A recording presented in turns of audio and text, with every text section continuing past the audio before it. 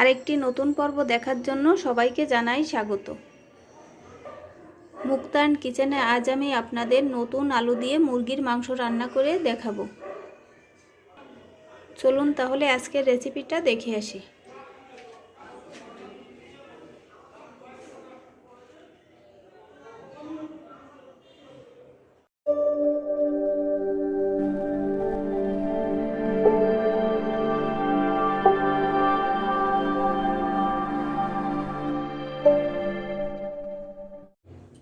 এখানে আমি 500 গ্রাম মুরগির মাংস গোল গোল করে কেটে নিয়েছি। মাংস ধুয়ে মাংসের জলটাও ঝরিয়ে নিয়েছি। সাথে নিয়েছি নতুন আলু। আলুগুলো এখানে আমি ছোট গোল দেখে নিয়েছি। প্রথমেই আমি মাংসের ভিতর দিয়ে দিব কিছুটা লবণ,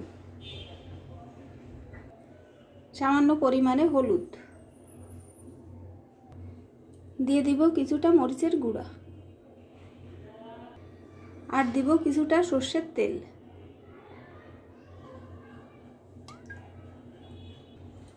ভালো করে মেখে নিব।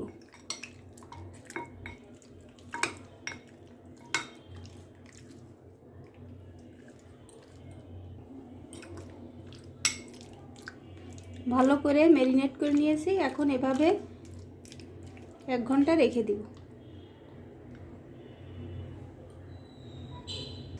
এবার কড়াইতে দিয়ে দিব সর্ষের তেল।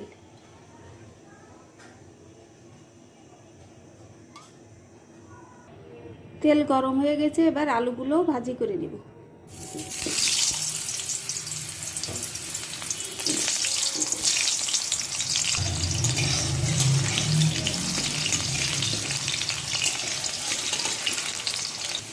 আলু ভাজি হয়ে গেছে, এখন তুলে নেব।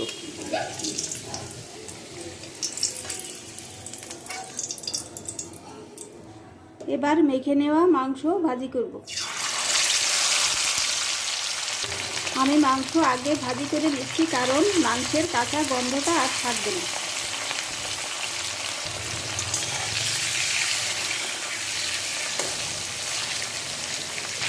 আপনারা চাইলে মাংসটা না ভেজেও রান্না করতে পারেন, তবে মাংস ভাজি করে রান্না করলে মাংসটা খেতে বেশি ভালো লাগবে। মাংস 3-4 মিনিট ভাজি করে নিয়েছি, এখন তুলে নেব।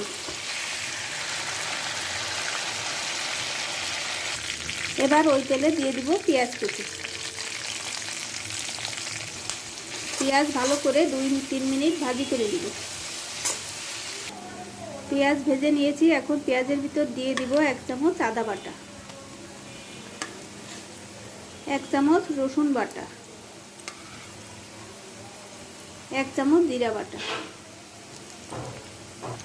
পেঁয়াজ আদা রসুন আরও 1 মিনিট ভাজি করে নেব। এবার দিয়ে দিব 1/2 চামচ মরিচের গুঁড়া,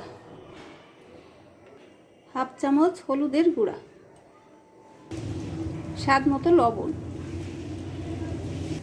এবার ভেজে রাখা মাংস দিয়ে দিব।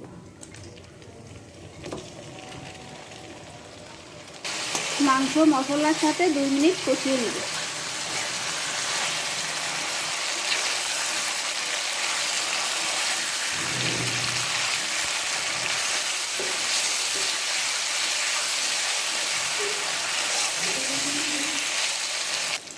মাংস কষিয়ে নিয়েছি, এখন জল দিয়ে দিব।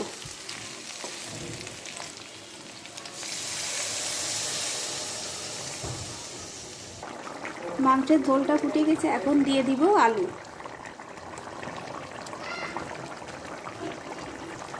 এবার ঢাকা দিয়ে 5 মিনিট রান্না করে নেব।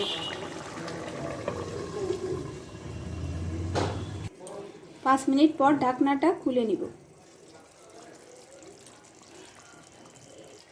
মাংস রান্না হয়ে গেছে, এখন 1 চামচ গরম মশলা বাটা দিয়ে নামিয়ে নেব।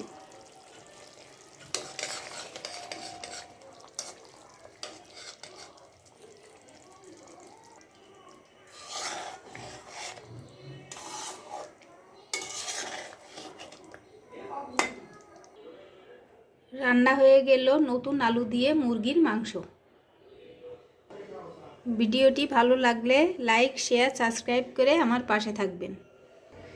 সাথে থাকার জন্য সবাইকে জানাই অসংখ্য ধন্যবাদ।